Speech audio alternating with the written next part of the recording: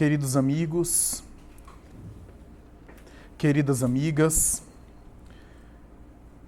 nossos cumprimentos, rogando a Deus, aos espíritos bons, mormente às entidades espirituais vinculadas a essa abençoada agremiação e o movimento que constitui a jornada espírita dessa cidade, que nos abençoe, que nos envolva nas bênçãos do mundo espiritual, que clareie os nossos raciocínios, a fim de podermos penetrar na essência do tema de hoje e podermos todos nós, incluindo a mim próprio, sermos contaminados pelas abençoadas claridades da doutrina espírita.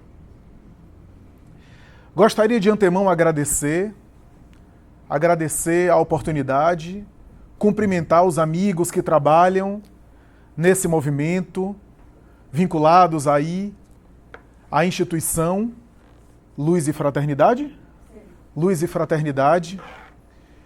E todos aqueles que aqui se encontram e porventura estejam vinculados a outras instituições, a qualquer atividade do bem, os meus cumprimentos, cumprimentar aqueles que estão à frente dessa jornada, na pessoa de Celidalva, em nome de quem eu saúdo todos os trabalhadores, porque ela foi a porta-voz desse intercâmbio comigo, com muita paciência, né, Celidalva? Aguardando o agendamento, a minha demora em função das atribuições. Eu sou péssimo nas comunicações virtuais e na prontidão de responder prontamente às solicitações. E dizer que para mim é uma honra imerecida, uma gratidão incontida, de regressar a essa cidade abençoada, depois de mais de uma década, alguém disse por volta de 15 anos, eu acho que eu estava reencarnado na outra, desencarnei e reencarnei. E ao voltar eu percebo que o acolhimento, que a afabilidade, a gentileza, a cortesia permanecem o mesmo, a mesma cordialidade, a mesma recepção com que fui brindado aqui na outra oportunidade. O ambiente cada vez melhor. Acho que na próxima vez já vai ser nosso lar aqui, o reino dos céus.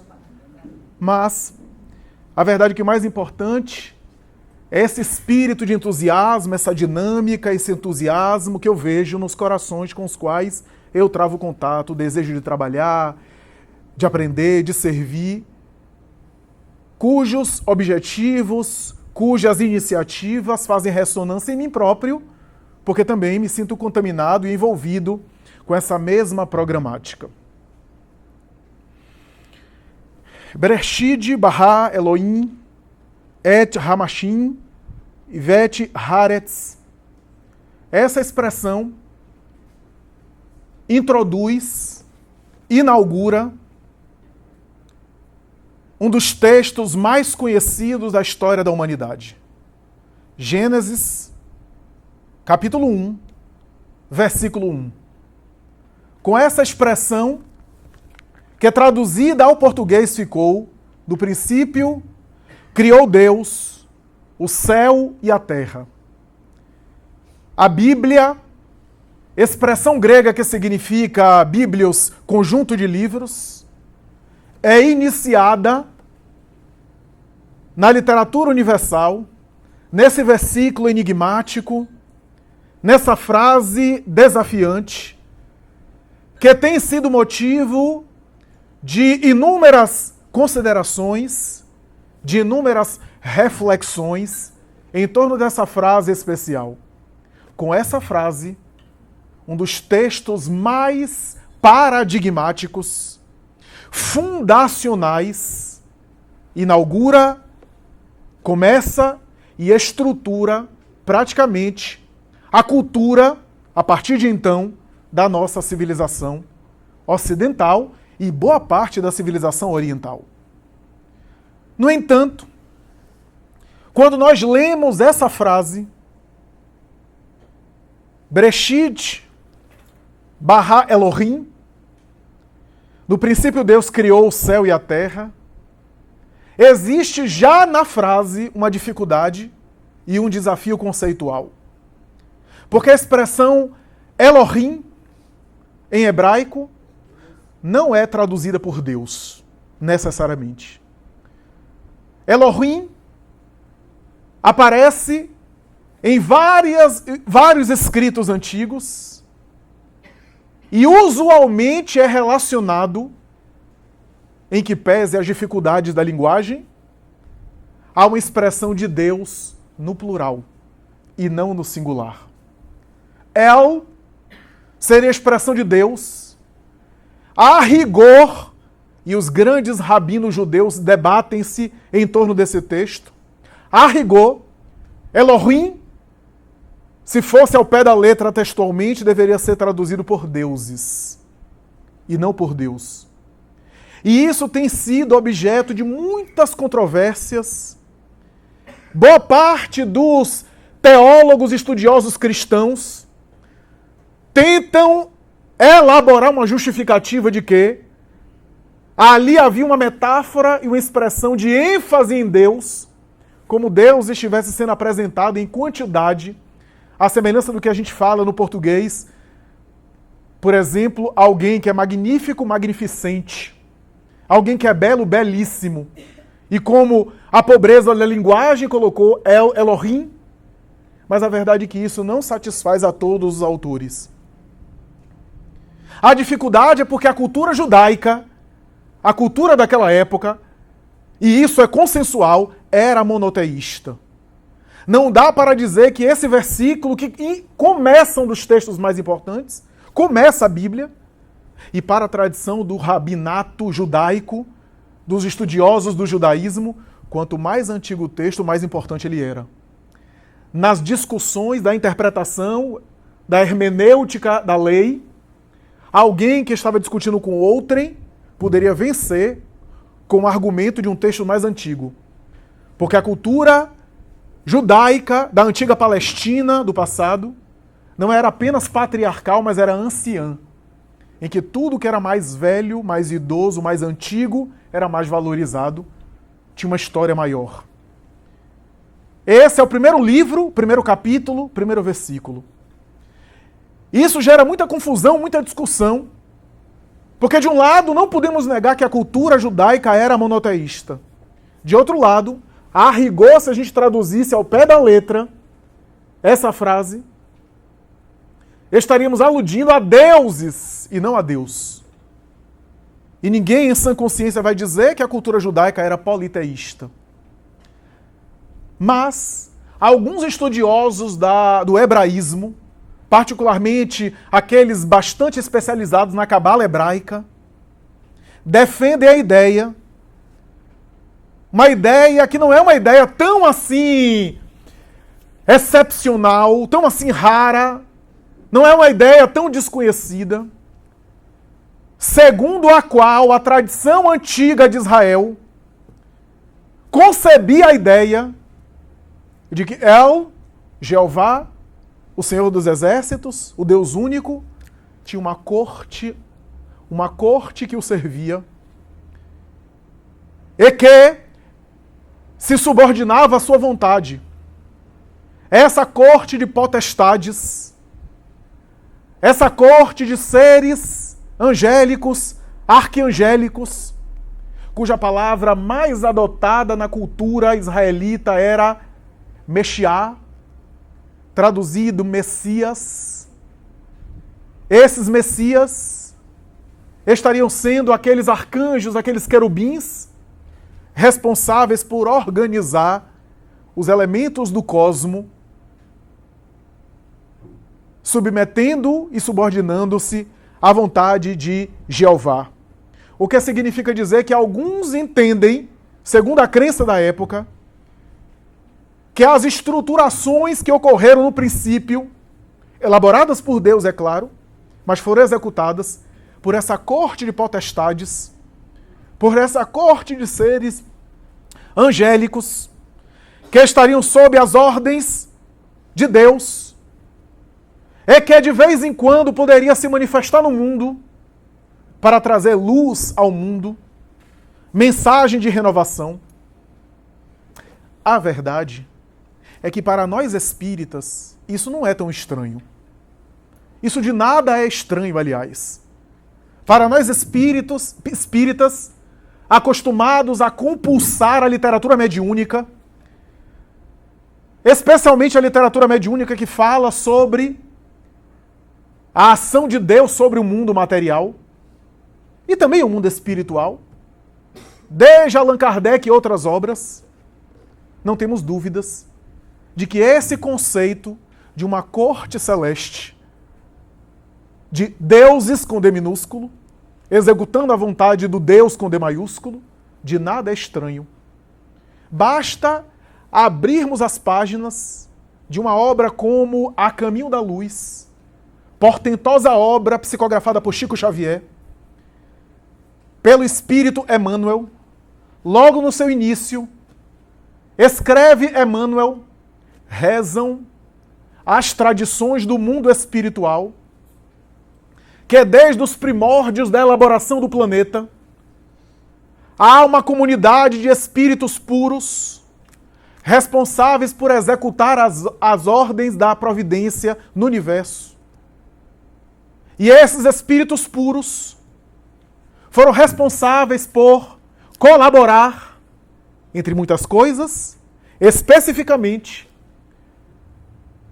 no desprendimento de uma parte na nebulosa solar, que depois de milênios se esfriando e oferecendo condições propícias de vida, esses mesmos seres arcangélicos foram responsáveis por ensaiar nos laboratórios da natureza as primeiras formas de vida, estruturando e construindo o planeta Terra nos seus primórdios e também testando o protoplasma e as primeiras formas de vida bastante primitivas, rudimentares, que ensejariam mais tarde os organismos mais complexos através da evolução biológica, da evolução material. E essa equipe sideral, essa equipe de engenheiros, entre aspas, espíritos puros, espíritos iluminados, continua ainda Emmanuel, tem entre os seus membros um deles que ficou conhecido na Terra com o nome de Jesus e que é o líder dessa equipe especial. É o líder dessa corte. Diz ainda Emmanuel, na mesma obra referida, que essa equipe cósmica reuniu-se na Terra 2 vezes. A primeira delas, quando a Terra, aquilo que seria a Terra, estava se desprendendo do Sol, como eu falei, para elaborar as primeiras formas de vida na natureza, naquela atmosfera ainda hostil, aquática em sua grande maioria. E a segunda vez, quando o próprio Jesus resolveu mergulhar no corpo de carne, viver a experiência humana através do seu nascimento. Essa equipe espiritual, que tem Jesus como seu líder maior, o Cristo, na expressão grega Christos, foi chamado na tradição da filosofia, da cultura geral, clássica, como demiurgo. O demiurgo, na concepção platônica, seriam esses seres intermediários entre a criatura material e aquilo que é sem nome para a Grécia, aquilo que é o todo, indevassável. E esse agente demiurgo seria o responsável pela elaboração e pelos moldes da vida material, da vida como nós concebemos, como sendo o intermediário entre o absoluto e a matéria, para formatar todas as experiências de vida. No judaísmo antigo ainda, há uma expressão bastante interessante quando diz, e na literatura da Bíblia, no Antigo Testamento, no Velho Testamento, há várias alusões a esse respeito, quando se fala a respeito de que Deus era um Deus dos exércitos. De um lado, a gente tinha as guerras realmente. E a interpretação convencional é que o Deus dos exércitos era aquele que de alguma forma estava entre Israel e os outros povos. Pelo menos essa interpretação tribal era muito advogada pela cultura israelita. Por outro lado, há passagens que falam que esse era um exército sideral, um exército de estrelas. Em vários trechos, nós vemos o Deus como sendo portador do exército de estrelas, que guiava através das estrelas as criaturas humanas. Não é à toa que mais tarde, no nascimento de Jesus, nós temos os chamados 3 reis magos conduzidos por estrelas. E as alusões a astros. Astros esses que na interpretação nossa não eram apenas elementos siderais, esferas ou corpos astronômicos que iluminavam. As estrelas que guiaram os 3 reis magos. E esse exército de estrelas aludidos pelas metáforas bíblicas fazem alusão a um exército de seres espirituais. De seres espirituais invisíveis que de vez em quando se corporificavam naquela cultura, se apresentando como os profetas. Os profetas da época eram essas vozes que faziam alusão a Deus, como sendo um sinal de que Deus estava entre eles. Razão pela qual se diz a tradição que quando Jesus apareceu havia um desencanto na cultura israelita, porque já tinha mais de 400 anos quando o último profeta havia aparecido. Já não havia mais profecias. E havia uma certa interpretação que Jeová havia silenciado seus lábios e o povo de Israel estava esquecido por Deus. Alguns compreendiam assim. Quando você pega o Evangelho segundo o Espiritismo e abre na sua introdução, antes do prefácio, temos uma mensagem rápida, que é uma comunicação mediúnica, recebida por Kardec, colocada lá. Comunicação assinada pela entidade, o Espírito de Verdade, que diz, entre outras coisas, mais ou menos assim: os Espíritos do Senhor, que são as estrelas do céu, alguns são as vozes do céu, caem periodicamente sobre a terra, qual um imenso exército.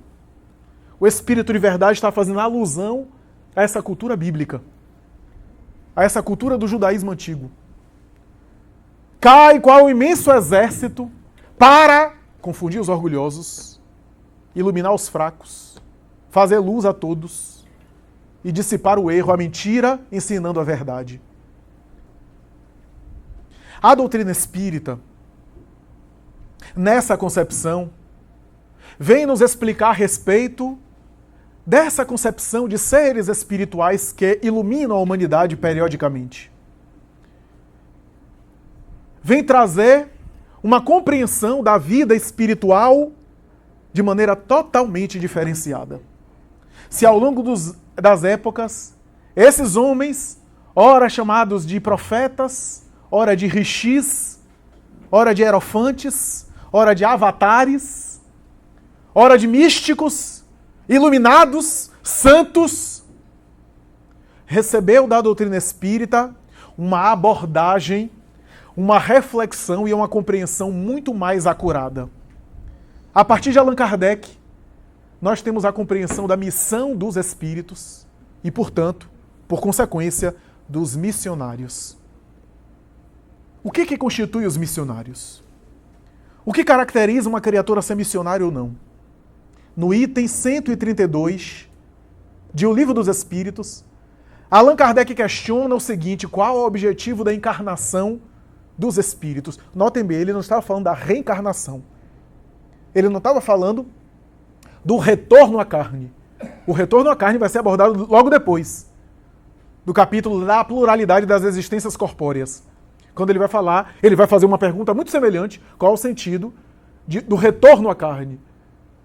O objetivo da transmigração sucessiva da alma em vários corpos. Isso é, a necessidade do indivíduo que acabou a sua vida física retomar uma outra vida física. Mas o objetivo na questão 132 era entender qual é o sentido de encarnar. Qual é o sentido de viver na matéria? Não é o sentido de ter várias vidas materiais, mas qual é o sentido de estar na vida material? Independente de se há uma ou várias vidas materiais. Qual é o objetivo de viver no mundo físico? Se, a partir daquele momento, já estava claro, graças à orientação do mundo espiritual, de que somos espíritos imortais, de que daqui não somos e aqui não ficaremos, que é o nosso mundo verdadeiro, a nossa vida verdadeira é o mundo das causas, é o mundo de origem, é o mundo espiritual. Qual é o sentido de viver na vida material, já que a própria vida material é um entrave para a felicidade, para a plenitude e para a bem-aventurança do espírito? Questão inteligente. Por que não ficar vivendo a vida do espírito e ter que viver a vida da matéria? Já que é a matéria que causa tanta atrapalhada na gente. É o mundo material que causa tanta sedução, tanta frustração, tanta ansiedade, tanto dissabor. Por que está no mundo físico? E os espíritos dão uma resposta extraordinária. Dizem eles, Deus lhes impõe a encarnação com o fim de fazê-lo chegar à perfeição. A perfeição aqui no sentido de aperfeiçoamento. Perfeição aqui relativa. Chegar à perfeição. E continua dizendo, para uns é expiação, para outros é missão. Mas, para alcançarem essa perfeição, tem que sofrer todas as vicissitudes da vida material. Nisso é que consiste a expiação. A encarnação, diz a eles ainda, tem a finalidade de pôr o espírito em condições de cumprir a sua parte que lhe toca na obra da criação. Para executá-la, continuam eles, é que em cada mundo ele toma um instrumento em harmonia com a matéria desse mundo, a fim de nele cumprir, daquele ponto de vista, as ordens de Deus. É dessa forma que, concorrendo para a obra geral, ele próprio e ao mesmo tempo se adianta. Vejam que resposta com uma síntese interessante, impressionante. Primeiro, objetivo principal, chegar à perfeição. Se aperfeiçoar. Para uns é missão, para outros é expiação. O que significa uma missão, o que significa expiação? O que diferencia uma missão para expiação? Quando a gente fala em missão, a gente fala em alguém que tem uma tarefa, que tem algum tipo de atividade a executar. E o que é expiação? Expiar é expungir. Expiar faz alusão, remete a pagar, a reparar.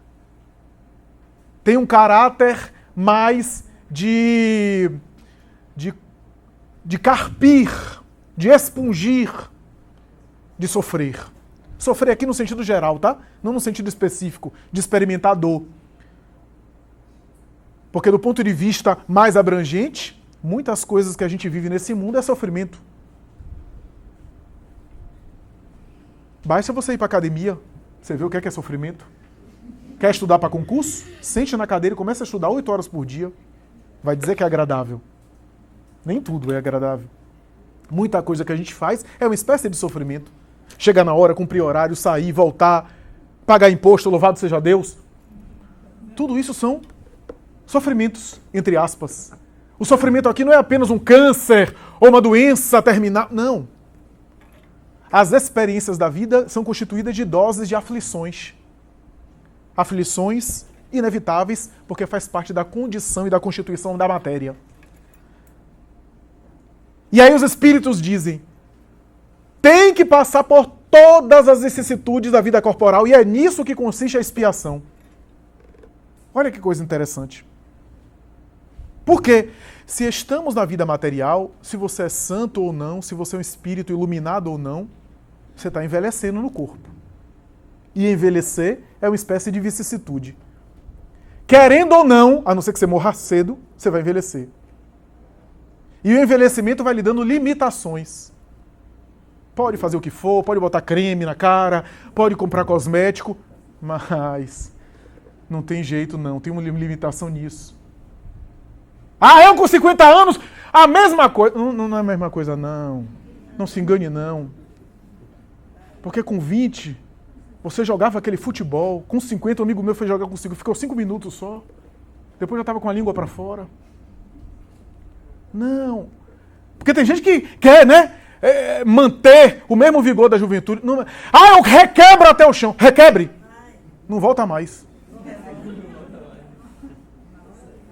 Tem limitações. Por mais que você tente, tem limitações. Então, envelhecer, por exemplo, é uma vicissitude inerente à matéria, quer você seja um espírito evoluído ou não, quer que você seja um espírito com débitos ou não, todos estamos envelhecendo. As limitações corporais, os desgastes do dia a dia. Isso é vicissitude. Em toda área tem vicissitude. Em toda situação do mundo físico tem vicissitude. Quer ver? Trabalho profissional. Aí se você tem um trabalho que você trabalha em pé, 30 anos você trabalha em pé. Aí tem um momento que você tem problema de coluna, tem problema nas pernas, tem dores lombares, tem dores musculares, inerentes às atividades que ele desenvolveu. Aí se você trabalha digitando no computador, você tem LER, tem lesões específicas, inerentes à atividade. A atividade era bom, o propósito da atividade era positivo. Mas aquilo inerente à atividade gerou também vicissitudes. O desgaste na relação de trabalho, no atendimento, se você trabalha em uma situação onde você atende clientes, por exemplo, às vezes você passa por vicissitudes e por atritos. Mas como você não pode xingar, não pode bater, não pode brigar, porque você depende do emprego, senão você vai ser botado para fora, e você tem menino para dar de comer, você tem conta para pagar, você vai ali levando, e isso é uma espécie de vicissitude. Tem uma série de vicissitudes da vida corporal. Aí você tem desgastes da matéria, você tem desgastes psíquicos, na visão, desgaste o olhar, no caso, por exemplo, da informática, a audição, a atividade física de maneira geral, e com isso você vai se aperfeiçoando por dentro e, ao mesmo tempo, você vai fazendo o seu papel na obra coletiva. Você vai tendo o seu papel no conjunto geral. E é nisso que consiste também a missão. Olha que coisa interessante que Kardec está dizendo. É nisso que consiste a missão. A missão é a tarefa que você desenvolve. A expiação são as vicissitudes da tarefa inerente à própria tarefa. E os efeitos da missão são aquilo que gera para o coletivo e para gerações futuras. Para gerações futuras. Alguém vai perguntar, e as provas, cadê, Flávio? Não, os espíritos foram tão econômicos porque já está embutido as provas aí. Por quê? Porque toda prova tem o objetivo de aperfeiçoar, de chegar à perfeição. Toda expiação é uma prova. Porque todo mundo que está expiando, que está passando por vicissitudes, está também sendo aperfeiçoado, está sendo provado, está sendo testado. Então toda expiação é uma prova. Agora, nem toda prova é uma expiação. Há provas que o indivíduo não está expungindo. Do ponto de vista espírita, a expiação quase sempre tem a ver com causas anteriores, de complicações passadas, e que agora eu estou recuperando-me, expungindo. Diz Kardec, a prova pode ser para o futuro. Não necessariamente tem uma causa no passado, mas tem um propósito para o aperfeiçoamento do espírito. Mas na expiação já está contida a prova ali. Por isso que os espíritos foram econômicos. Porque na expiação, o indivíduo também está sendo provado. Eles procuraram ser sintéticos, resumir o máximo possível. Prova, no entanto, expiação, sempre há um caráter ali de tarefa a desenvolver. O que eu quero dizer com tudo isso é que, no sentido geral da obra kardeciana, e Kardec volta a isso em algumas vezes, é que todos nós somos missionários num sentido geral. No sentido mais abrangente, todos nós temos algum tipo de tarefa, alguma coisa para fazer nesse mundo. E no sentido, portanto, genérico, todos nós temos uma missão. Temos uma tarefa.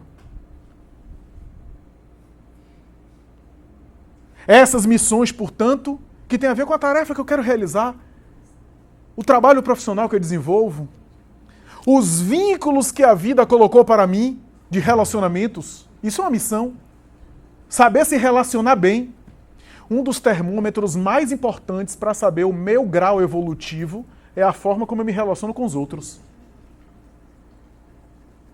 Porque os outros me mostram como é que eu tô. Ah, eu estava tão bem, cheguei em casa, fulano me tirou a paciência. Não, fulano só mostrou para você onde é que você estava. Você se achava assim, e aí fulano te mostrou que você estava mais embaixo.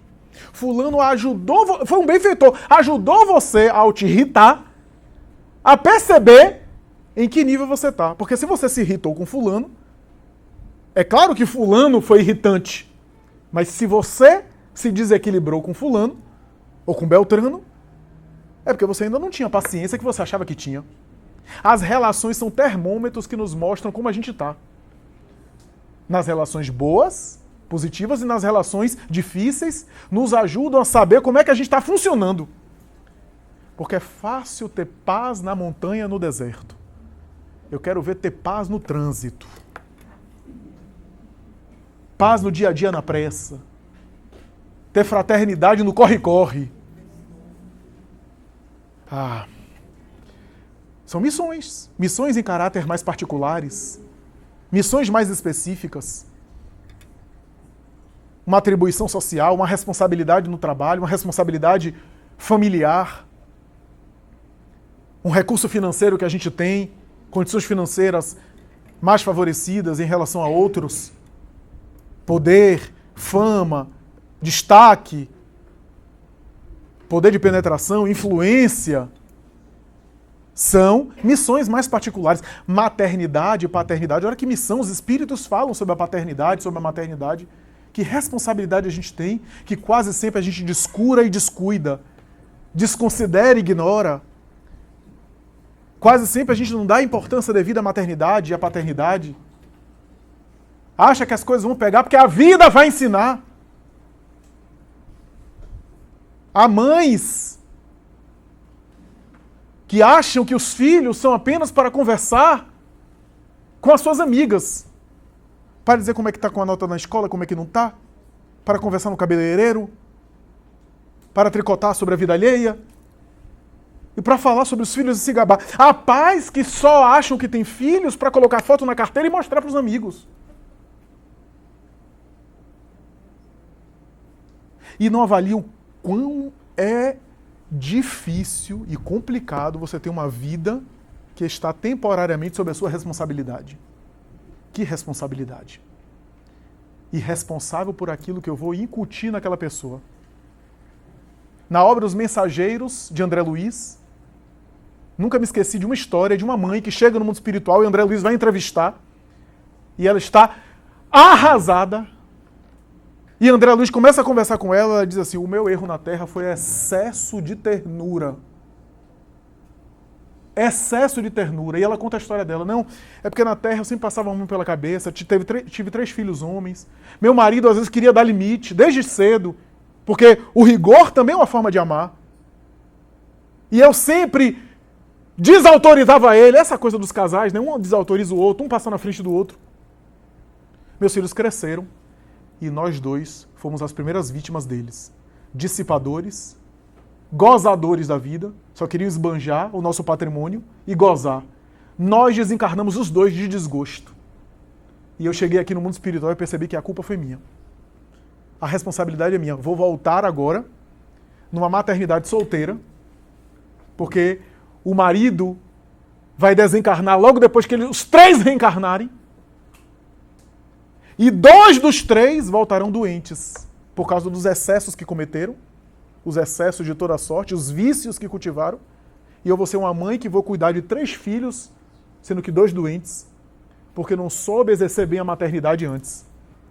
Olha que coisa. E o erro foi excesso de ternura. Ou seja, até o nosso amor tem que ser educado. Porque o amor tem o aspecto da doçura e o aspecto também da racionalidade. Não precisa, para você ser racional, você ser severo ou ser agressivo. Mas eu sou responsável por aquela formação. Então eu tenho um filho que é agressivo, que dá na cara dos outros, que é respondão, e a gente com o olhar apaixonado, porque tem que ter um olhar apaixonado, tem que ter o olhar do amor, porque se a gente só olhar de maneira negativa também não vai ajudar. O olhar do amor é um olhar de olhar as virtudes também, o potencial. Você já viu aquelas entrevistas daquelas mães, o filho é traficante, não vale nada, e pergunta, ela diz, meu filho fez muita coisa errada, mas no fundo ele é um menino bom. E é mesmo, porque com o olhar do amor ela vê os potenciais do menino. Aquilo que está em semente, aquilo que precisa se desenvolver. Jesus olhava a criatura com amor. Mas eu tenho que olhar apaixonadamente, com o olhar do amor, mas sem ficar na fantasia. Então meu filho é respondão, meu filho é agressivo, e eu olho, que menino que tem personalidade. Menino franco, as pessoas falam uma coisa, ele diz na hora na lata. Não, é mal educado mesmo. Porque se fosse o filho dos outros, a gente falava assim. Eu tenho uma filha de 10 anos, aí requebra até o chão, sensualiza. Eu olho e disse, meu Deus, que menina! Parece uma mulher já. E às vezes eu não me dou conta que essa menina, que está sensualizando com 10 anos, nas últimas 3 encarnações, fracassou na área da sexualidade. E está apresentando as tendências agora. Veja como a doutrina espírita nos ajuda a perceber o papel importante de uma missão como essa. Portanto, todos nós somos missionários no sentido geral. Mas Allan Kardec vai além e vai dizer que a palavra missionário tem também uma acepção particular, uma acepção mais restrita, mais específica, que diz respeito àquele sentido mais profundo do missionário. Que é aquele espírito, normalmente não, sempre mais evoluído ou mais amadurecido, mesmo que seja em algum aspecto específico, e não todos, e que vem à Terra com uma tarefa que tem um caráter mais coletivo. Tem um caráter mais coletivo. Esse é o missionário, que é o missionário que a gente costumeiramente fala. Ainda assim, não é um aspecto geral. Quem leu a obra Renúncia, do espírito Emmanuel, vai ver a personagem principal da obra, Alcione, um espírito dos mais evoluídos que já pisaram na Terra. Um espírito que nem precisava mais mergulhar no planeta, estava em Sírios, estudando música celestial em Sírios. E por amor a um coração amado que viria ao corpo, ela decide reencarnar junto dele para tentar ajudá-lo, sem necessitar reencarnar mais no planeta. E a missão dela, embora fosse um espírito muito evoluído, a missão dela naquela existência teve um caráter particular e familiar, com aquele grupo que estava envolvido com ela. Ela reencarnou para iluminar com seus exemplos aquele grupo. Quem leu a obra deve lembrar disso. Não teve um caráter coletivo no sentido assim planetário, embora fosse um dos espíritos mais sublimes que já pisaram na Terra. Mas, geralmente falando, o espírito missionário tem uma tarefa que toca outras pessoas. Tem uma tarefa mais abrangente, que pode ter um caráter específico de uma área de atuação, graças ao gênio e à elaboração que foi construída ao longo dos séculos. Emmanuel, em O Consolador, vai dizer, o gênio é um trabalho de séculos. Então, quando você vê alguém com muita habilidade, aquilo dali foi elaborado ao longo de múltiplas existências, de inúmeras reencarnações. Mas, esse missionário, que pode ser na ciência, que pode ser no conhecimento, no saber, na produção do conhecimento, na educação, pode ser na filosofia, pode ser na religião, pode ser na arte. Há missionários que têm um caráter específico, a missão específica naquela área, ele é notável naquela área, o que não significa que seja um espírito aperfeiçoado em todas as áreas. Albert Einstein era um extraordinário missionário na área da ciência, das ciências naturais, particularmente na física, missionário notável. Agora, ele não era missionário em todos os aspectos. É só perguntar as 2 esposas que ele teve, né, se ele foi grande coisa assim na vida particular. Então tem missionários que vêm com a tarefa específica para uma área, mas tem desafios em outras. São espíritos ainda imperfeitos em outras. Porque a missão, meus amigos, e isso é muito bom falar, a missão tem o objetivo, primeiro, de aperfeiçoar mais o missionário. A gente tem uma ilusão de achar que o missionário vem para, assim, iluminar e ficar assim, quase sendo carregado pelos espíritos de luz. Não, ele vem numa tarefa de incompreensão, porque quase sempre são homens à frente do seu tempo, que serão incompreendidos, que se sentirão solitários no mundo e que sofrerão para pôr em execução essa missão. Quanto espírito eu vejo, eu queria ter uma vida assim que nem a de Chico Xavier. Já pensou psicografar assim, nosso lar? Que maravilha. Porque a pessoa fica imaginando psicografar e ser aplaudida, e ser um sucesso de vendas, e não sabe quantas lágrimas Chico derramou. Quantas noites mal dormidas. Quantos sofrimentos que ninguém viu, e que ele poupou às pessoas, e que ficou despercebido.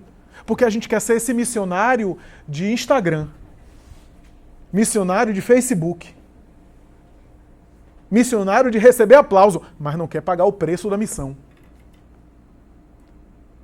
Que são os esforços, as dificuldades. Certa vez perguntaram a Yasha Heifetz, o extraordinário violinista judeu, considerado por muitos o maior violinista do século XX. Esse homem extraordinário, certa vez tocou uma peça de Tchaikovsky, com Fritz Renner, no Carnegie Hall. E após acabar, Yasha Heifetz foi abordado por uma aficionada de música que disse para ele mais ou menos assim: Heifetz, eu daria toda a minha vida para tocar como você toca. E ele disse: é justamente isso que eu faço. Eu dou toda a minha vida para tocar como eu toco. Minha filha, desde os 3 anos, eu não sei nem o que é divertimento. Minha vida tem sido esse violino. Eu treino, às vezes, até sangrar os dedos. 14, 15 horas por dia para encontrar a técnica perfeita. Então, eu dou a minha vida para tocar como eu toco. Parece uma resposta arrogante, mas ele estava sendo sincero. É verdade. Tudo são esforços. Quando a gente vê essa bela mensagem musical que nossa irmã aqui trouxe, a gente não sabe os treinos, os exercícios, a escolha do repertório, que aliás foi lindíssimo, aqui colocado, para nos abrilhantar. A gente só vê a arte final e não vê a preparação prévia. Contudo é assim. Contudo. Empreendimento financeiro, a gente fica com inveja e não sabe, às vezes, como a pessoa se acabou, às vezes até prejudicou a saúde para ganhar dinheiro. Pelo menos aquelas atividades de ganhar dinheiro de maneira honesta. Desonesta, não sei como é que isso se processa, mas, enfim. Então, há missionários que têm um caráter específico. Quando a gente vê a vida de Mozart, extraordinário a habilidade, ele era musical. A forma como compunha, a mensagem que ele trouxe ao mundo, mas há caráteres e características suas da vida particular que nem sempre ele dominava. A vida pessoal dele, a gestão financeira. Quando ele morreu, a família ficou na miséria, não tinha dinheiro nem para pagar um caixão, uma sepultura digna, ele foi jogado numa vala e ajudado por amigos. E assim, tantos e tantos outros. Porque a gente tem a fantasia de que a gente idealiza o missionário. Olha como ele é... Que missionário! É o missionário. Se você viu algum missionário, ore por ele, coitado. Se é missionário, coitado. Ah, mas é um missionário. Não, quando a gente se emociona com o missionário, a gente está confundindo a missão que o indivíduo está passando com a vitória da missão depois. Uma coisa é o indivíduo ser missionário, outra coisa é ele conseguir vencer a missão dele. E enquanto ele estiver na vida sendo missionário, ele está correndo risco de fracassar. E se ele é missionário, ele vem com uma cota maior sobre os ombros. Uma cota maior sobre os ombros. A gente deve aplaudir depois, admirar depois, quando ele vencer a missão. Porque, como eu disse, o propósito primeiro da vida de um missionário é aperfeiçoá-lo. Por isso que quando você olha a vida dos grandes missionários, você vê sofrimentos. Você não vê uma vida fácil, só água de coco e trazendo a missão. Não. Você vê também ele sofrendo e retirando do seu mundo interior, porque o sofrimento nos humaniza mais. Já perceberam isso? Quando a gente sofre, a gente olha para o outro com uma empatia maior. Quando tudo vai bem com a gente nem nota a presença do outro. Geralmente a gente é assim, egoisticamente falando.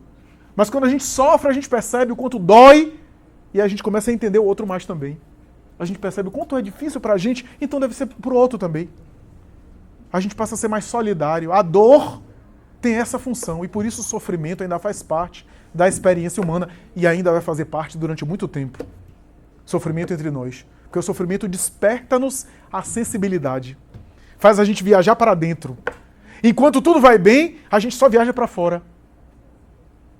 A gente tende a ter uma vida mais egoísta, mais exterior.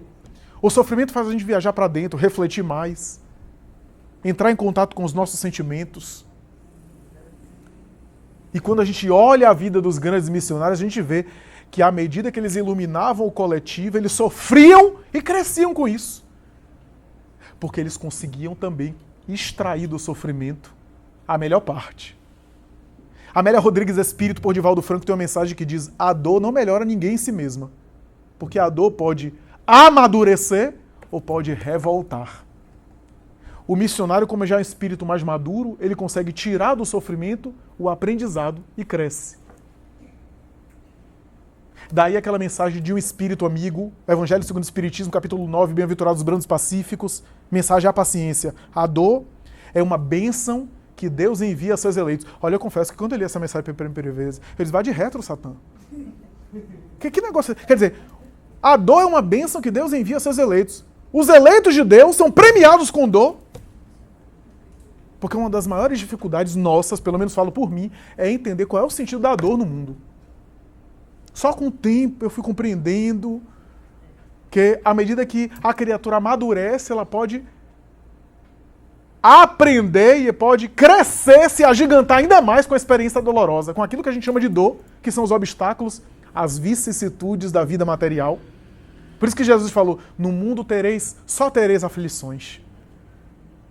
Não é uma visão pessimista. Tanto é que ele conclui dizendo: mas tende bom ânimo, porque eu venci o mundo. O que significa dizer que nós teremos vicissitudes. O missionário consegue tirar proveito das vicissitudes. Consegue crescer ainda mais com as vicissitudes. Consegue se desenvolver. Então a gente olha vultos espirituais notáveis. Olha uma vida, por exemplo, de Bezerra de Menezes. Quem é espírita que não admira a trajetória de Bezerra de Menezes? E se esquece quantos sofrimentos ele passou. Claro que era uma alma generosa, um coração, um dos espíritos missionários nesse mundo, né? Mas só para você ter uma ideia, só uma ideia bem pequena, Bezerra de Menezes teve cerca, eu não estou me lembrado agora o número, mas um dos biógrafos dele escreveu isso. Ele teve cerca de 7 filhos que ele enterrou. Que morreram cedo e que ele viu morrer. Você tem condição de perder 7 filhos? Eu não tenho nem de ter 7 filhos.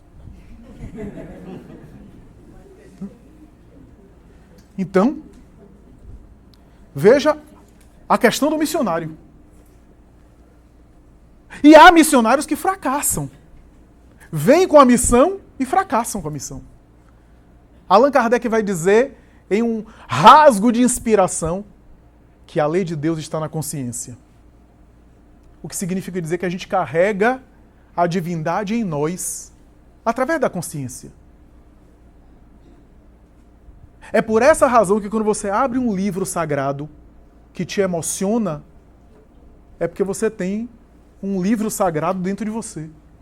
Quando você abre o Evangelho, aquele Evangelho está fazendo ressonância ao Evangelho que você carrega dentro de você. Você tem a lei dentro de você. Por isso que na literatura espírita você vê o indivíduo desencarnando e não tem julgamento, aquele julgamento medieval, juiz, Deus no trono julgando. O julgamento é interior. Ninguém aponta para julgar. Ninguém te absolve nem te condena. O tribunal é interior. É o próprio Espírito que se dá conta, que encontra a consciência. Porque na matéria, dizem os Espíritos, o homem esquece. Questão lá 625, 626 do Livro dos Espíritos. É porque o homem frequentemente esquece a lei. Quando eu li isso, eu disse assim, não é um problema de Alzheimer. Não é algo mnemônico, de memória. Esquece aí, não é intelectualmente. Vou dar um exemplo. Eu faço evangelho uma vez por semana. Eu confesso que há textos do evangelho que eu gosto tanto, e tudo aquilo que a gente gosta muito, a gente grava, né? Tem textos do evangelho que eu sei de cor. Posso recitar aqui de cor. Mas isso não vale nada em termos práticos. Tudo bem, vale para eu citar em palestra, por causa da boa memória. Mas em termos para a minha vida vivencial, não vale nada citar, saber de cor. O problema não é saber de cor. O problema é que se eu deixar de vez em quando ler o evangelho, voltar ao evangelho, ler, refletir sobre aquilo, eu retiro ele da consciência. Eu esqueço no meu dia a dia. Eu deixo de sintonizar com ele emocionalmente. O esquecer aí é esquecer emocionalmente. Experimenta. Se você está fazendo evangelho toda semana e está ruim, experimenta ficar sem. Para você ver como é que fica. Como é que você vai reagir às coisas. Então, os livros, essas coisas, é para a gente acessar. Aí Kardec pergunta, então qual é o sentido dos missionários virem à Terra? Os espíritos, para fazer lembrar a lei que o homem esquece. A lei está dentro, mas eu ignoro por conta do mundo material. Porque a lei de Deus não é um texto, não é uma Constituição Federal. A lei de Deus não é um código civil, um código penal. Chegando no mundo espiritual, não tem mandado de prisão para você. Condução coercitiva, Polícia Federal, não tem nada, Ministério Público, não tem nada disso. Porque é tudo dentro. Porque a lei de Deus não é um texto para ler. É um estado de consciência que se acessa. Os espíritos missionários, eles conseguiram acessar. O que é que eles fazem? Eles mergulham na terra e vêm transformar aquilo que eles sentem na consciência em palavras. Eles traduzem isso em palavras. Dizem os espíritos que dos missionários Jesus é aquele que apresentou o reflexo mais perfeito da lei. Por quê? Porque Jesus era a lei em pessoa, a lei de Deus em pessoa. Como diz um autor, um dia a lei divina caminhou entre nós. Chama-se Jesus. O verbo se fez carne, diz o evangelista João. Então, os missionários também fracassam. Porque os missionários vêm com a consciência da lei, com a lembrança da lei, e chegando aqui, eles que esquecem. Por exemplo, quem leu A Caminho da Luz vai lembrar a alusão que Emmanuel faz a Maomé.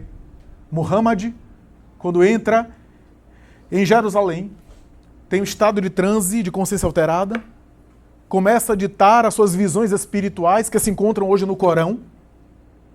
E naquela região da Arábia Saudita, ele apresenta a doutrina maometana, a doutrina do Corão, e diz Emmanuel que, embora médium autêntico, que embora tinha uma missão espiritual junto com Cristo, um dos embaixadores de Jesus que veio à Terra com uma missão, e a missão dele, sabe o que é que consistia? Transmitir uma forma de cristianismo àquela região, para que conhecessem Jesus. No entanto, diz Emmanuel, estou repetindo Emmanuel, quem for aí da área e quiser depois me bater, não tem nada, brigue com Emmanuel.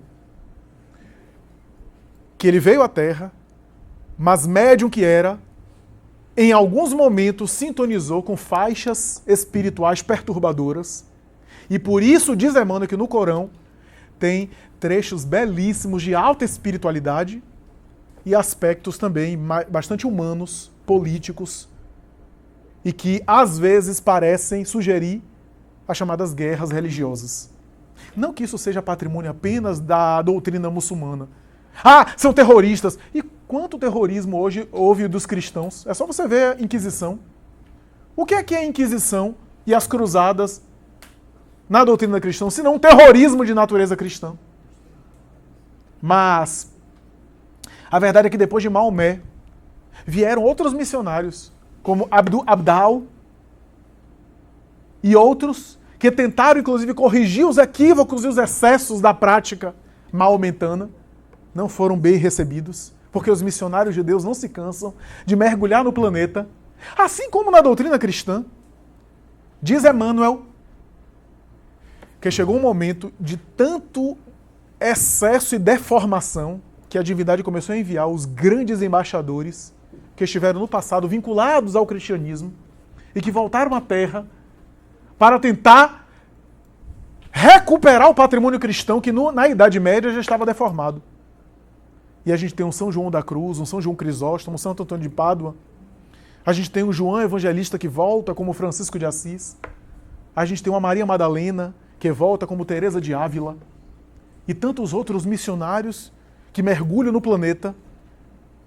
E diz Emmanuel em um trecho que eu achei muito especial de A Caminho da Luz, quando ele diz mais ou menos assim: chegou o momento que a humildade desses santos não foi compreendida, internalizada como uma mensagem específica para os religiosos que estavam no excesso do poder, no ouro e na política, misturando o cristianismo com política.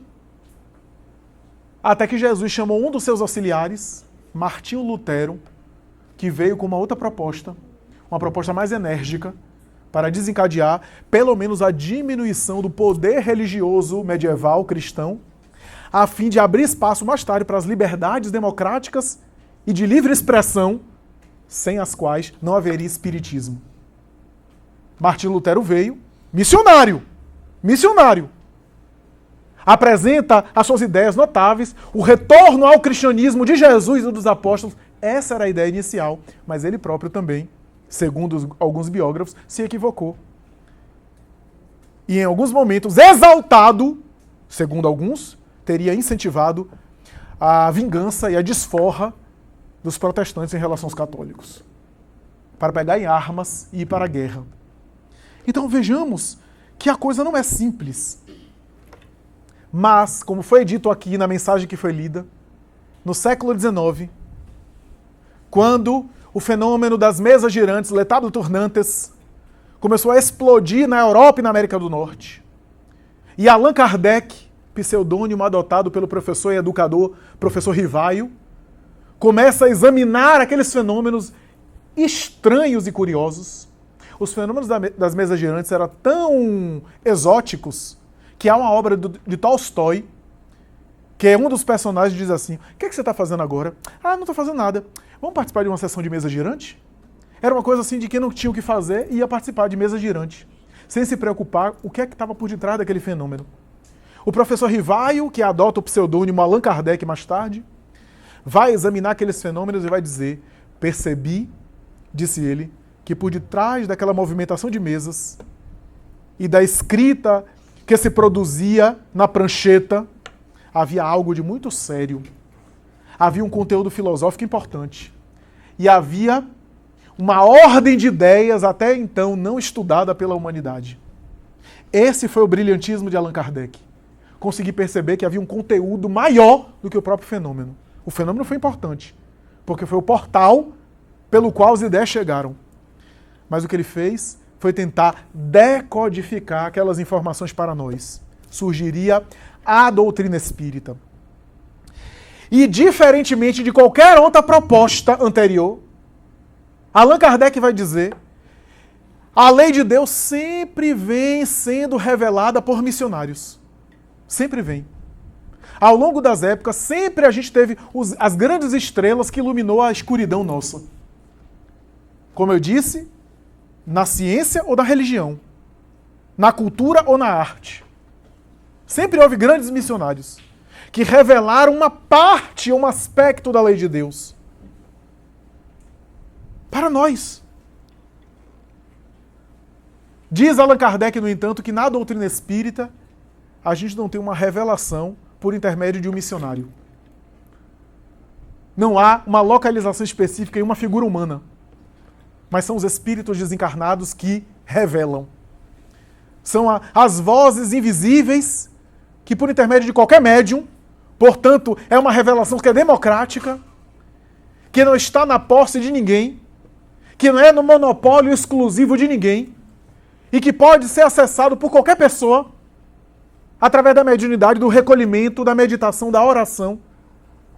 Podemos receber as mesmas informações que outra pessoa em outra parte do mundo está recebendo, por meio da via mediúnica. É que, no caso da doutrina espírita, em que pese os missionários vêm depois, para, por intermédio da mediunidade, a obra doutrinária ser complementada, a verdade é que o conteúdo da doutrina espírita não está concentrado em uma pessoa única, o que é extraordinário. Confirmando a tese de João, capítulo 14, versículo 15, 16, 25, 26 e seguintes, quando escreve que Jesus disse: se me amais, guardais os meus mandamentos, e eu pedirei ao Pai que envie o Paracleto, o Espírito de verdade, o Consolador prometido, que fará recordar, Kardec vai dizer, se Jesus disse que fará recordar, é porque ele já sabia que sua mensagem ia ser esquecida, porque só se recorda de algo que se esqueceu.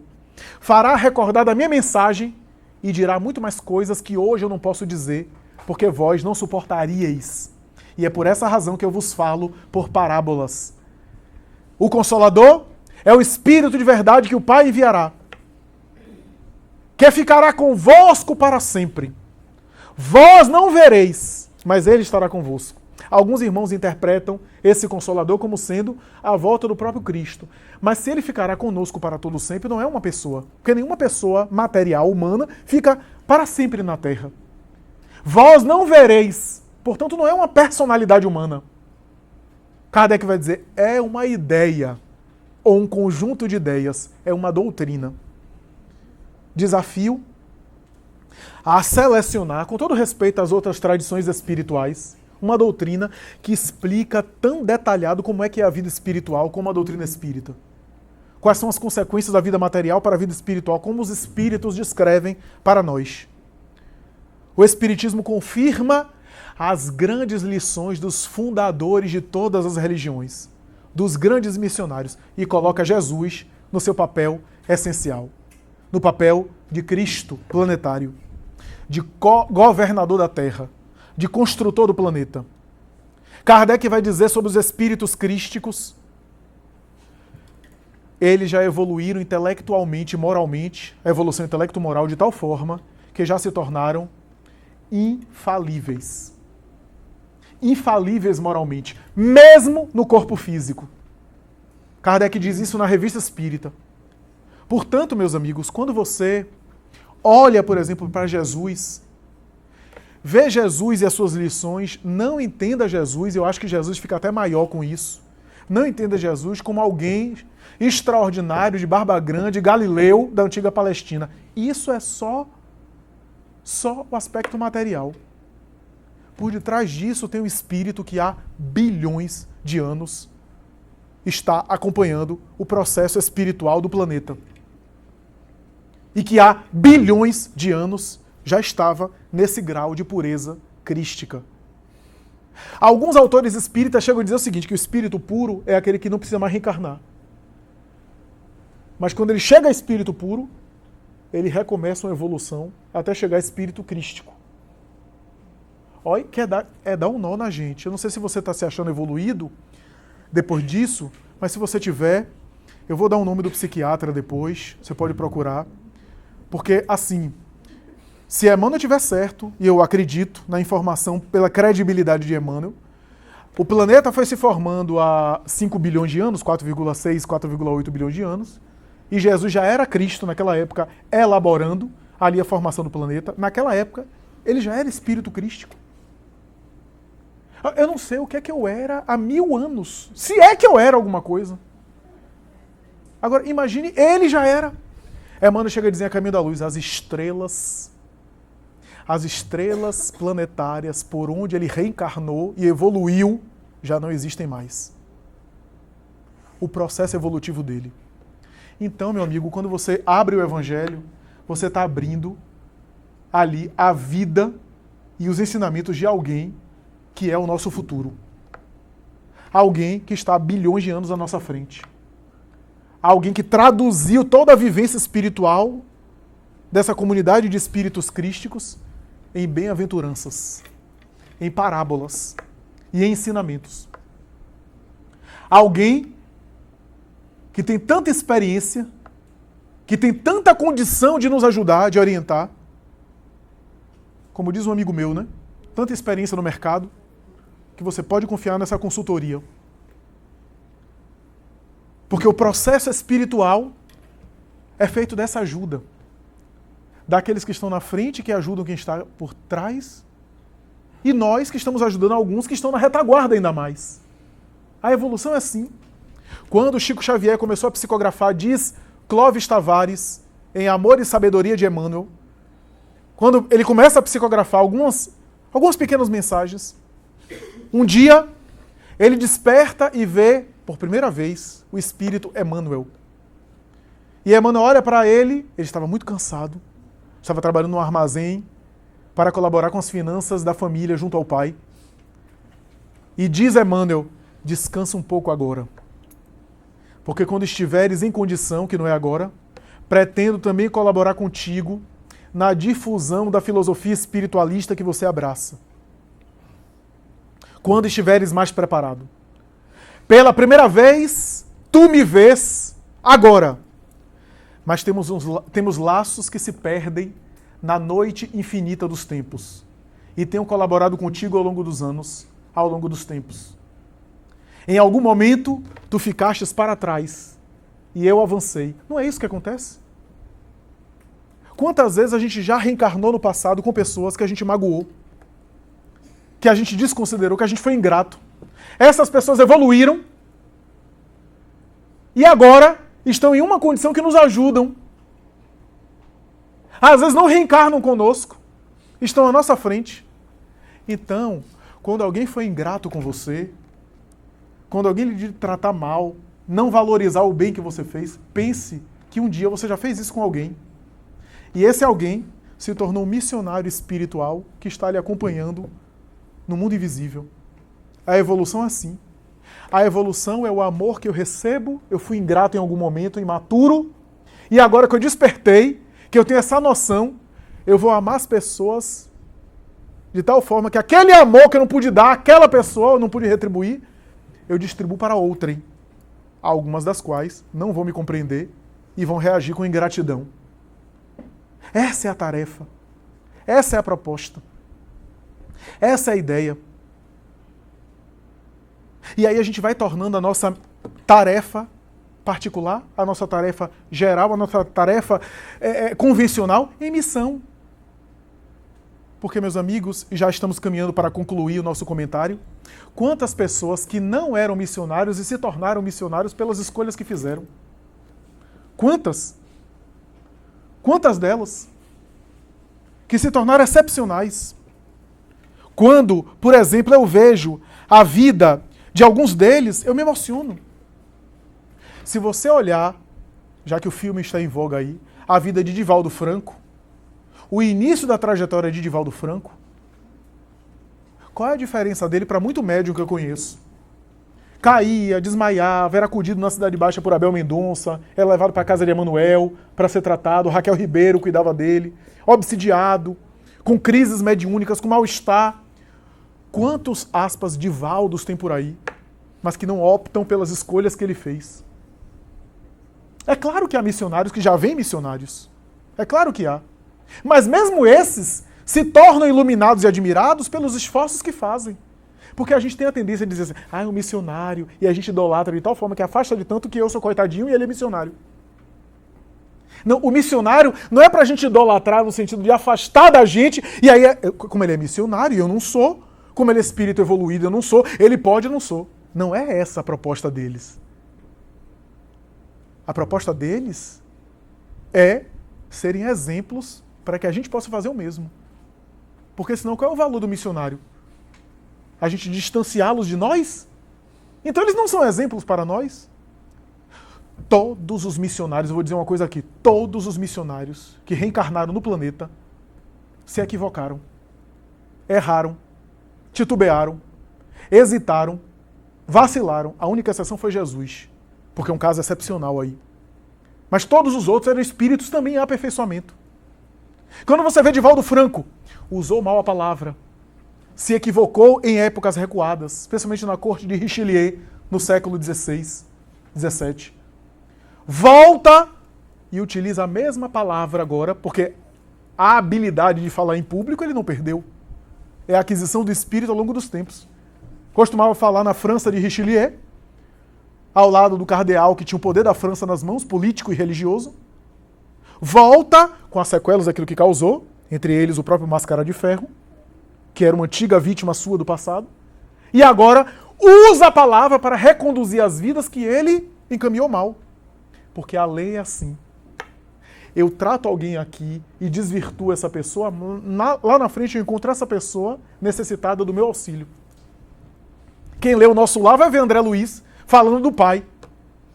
André Luiz tinha passado 8 anos no umbral, o pai já tinha desencarnado há tanto tempo, ele ainda passou 8 anos, chega no mundo espiritual, encontra a mãe ótima, no além, em regiões superiores, e o pai ainda estava sofrendo em regiões densas da espiritualidade inferior, com 2 amantes que ele teve no mundo.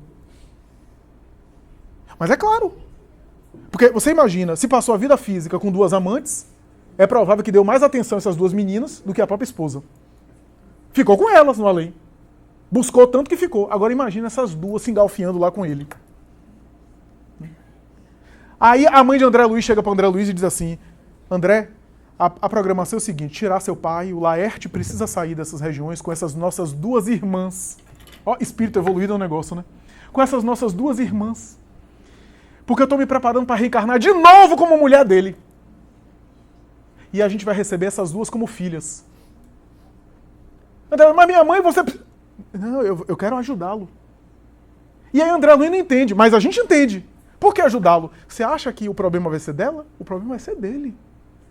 Ela vai ficar em paz na família. Ela vai ser uma mãe que as meninas vão recorrer a ela. Até pela consciência de culpa que ficaram. Vai ter nela, inclusive, uma autoridade moral. Mas esse pai vai ficar careca antes do tempo. Imagine esse pai com essas 2 filhas, chegando na adolescência, o pau comendo em casa, as brigas, etc. O que ele vai sofrer? Por quê? O que é que ele deixou no sentimento dessas 2 pessoas? Agora essas 2 pessoas vão ser filhas dele. Os vícios que ele instalou nelas, agora ele vai ter que educar. A lei é assim. Mas a depender da minha atitude, eu posso tornar aquilo em missão. E posso me tornar um missionário. Quem leu a vida de Ivone Pereira, atormentada, melancólica, uma ex-suicida, se suicidou no século XIX, se jogando no Rio Tejo, em Portugal, e em outra encarnação, volta com as marcas do suicídio, angustiada, e tornou a vida dela missionária. Só para concluir, certa vez eu admirava muito a vida de Martin Luther King Jr., esse grande pacifista, esse homem extraordinário, porque foi um dos oradores que mais me admirou. Quando eu comecei a oratória espírita, eu vi a forma dele de discursar, embora ele fosse protestante, mas a forma que ele falava de Jesus, a maneira inspirada, né, e a maneira de defesa da igualdade racial, da superação do preconceito contra o negro e do apartheid americano da época, aquilo era emocionante. O discurso dele, I Have a Dream, por exemplo, Eu Tenho um Sonho, é antológico, é histórico. E um dia, meditando sobre ele, eu localizei uma informação espiritual que primeiro veio de Hermínio de Miranda e depois eu vi José Raul Teixeira confirmando essa informação. Por incrível que pareça, você admira Martin Luther King Jr., missionário. O que a gente sabe é que antes de ser Luther King Jr., ele teria sido John Booth, ou João Booth, o homem que assassinou Abraham Lincoln, o grande defensor da abolição da escravatura na América do Norte. A consciência de culpa fez ele voltar. O discurso que Martin Luther King Jr. faz, ele cita Lincoln no discurso e a estátua de Lincoln está atrás dele. Quando eu percebi isso, eu fiquei emocionado e tive com o Divaldo Franco. E contei essa história, Divaldo Franco confirmou para mim. Ratificou a história. E eu disse, Divaldo, já que eu estou com você, não custa nada eu tentar, eu sondar. Você tem alguma informação de Kennedy? Porque Kennedy era amigo de Luther King Jr., os dois, inclusive, eram defensores das mesmas ideais, admirado. Kennedy foi um missionário para... Quer dizer, a gente não pode falar que ele foi missionário para Jacqueline Kennedy, né? E para Marilyn Monroe. Mas para o pacifismo e para a luta sociais, ele foi um missionário. Foi uma das grandes bandeiras, ele despertou ódio e foi assassinado. Note, Lincoln, quando foi assassinado, deixou mulher e filhos. Luther King Jr. foi assassinado com um tiro na cabeça, da mesma forma que assassinou Lincoln com um tiro na cabeça, deixando mulher e filhos aos 40 e poucos anos. E Kennedy morreu da mesma forma. E eu perguntei a Divaldo. Divaldo disse, João Buff foi o executor, foi aquele que executou a morte de Lincoln. Mas o político que estava por detrás era Edwin Stanton, que foi o próprio Kennedy. Ambos reencarnaram e regularizaram as pendências do passado, dando a própria vida em holocausto, em oferecimento, em voluntariado de renúncia e de abnegação. Então, vejamos como a lei divina é interessante. Como os compromissos espirituais é interessante. Torna o indivíduo que é um espírito como nós. Missionário, porque o missionário é missionário depois da missão.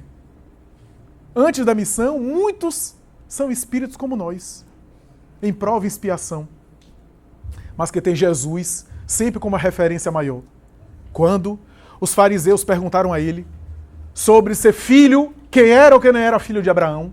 Filho de Abraão era uma expressão idiomática, era uma gíria da época para dizer se a pessoa era de Deus ou não. Se era de Deus ou não, tinha que ser filho de Abraão, pertencer à linhagem de Abraão, que era o primeiro patriarca. Jesus responde então com a resposta enigmática que os fariseus não entenderam. Ele respondeu, antes que Abraão fosse, eu já era. Para a tradição do judaísmo, Jesus estava dizendo que era antes de Abraão. Ou seja, que era mais velho, que era mais patriarca do que Abraão. E era mesmo. Era, de todos, o irmão mais velho, espiritualmente. Era o filho de Deus mais velho espiritualmente. O filho unigênito, ou primogênito, como dizia João, o evangelista, para dizer para nós que qualquer um de nós pode se tornar missionário da própria missão. Conhecer a si mesmo, fazer o bem em toda parte, aproveitar os minutos que passam na terra para fazer o bem, para amar, para cuidar da própria vida interior, da vida psíquica, da saúde espiritual, enquanto está no corpo. Nunca nos arrependeremos de fazer o bem, de propalar bondade, gentileza. Não precisa ser alguém que transforma o mundo de fora. Não precisa ser alguém que constrói creche, hospital, orfanato. Se conseguir, muito bem. Mas todo missionário é missionário gigante. Os missionários espirituais legítimos são, porque à medida que faziam as obras de fora, cresciam por dentro. Porque senão a gente vai fazer um monte de obra social e por dentro continuar a mesma pessoa. Os missionários verdadeiros aproveitam a obra que fazem por fora para construir por dentro. Porque quando eu desencarnar, o mundo espiritual não vai dizer assim, Flávio, quantas palestras você fez? Quantas vezes você foi para Santo Estevão fazer palestra? Quantas vezes você falou? Não. A pergunta não vai ser quantas palestras, quantos passes, quanta caridade, quanta cesta básica que eu distribuí. A pergunta vai ser o quanto você se melhorou fazendo o que você fazia. Quanto a mensagem espírita impregnou você à medida que você falava para os outros. Quanto você se curou de luz espiritual à medida que você dava passe nos outros. O quanto de bondade você construiu dentro de você à medida que você exercitava a ação social por fora. Quanto você se tornou melhor sendo você mesmo. Muito obrigado, muita paz.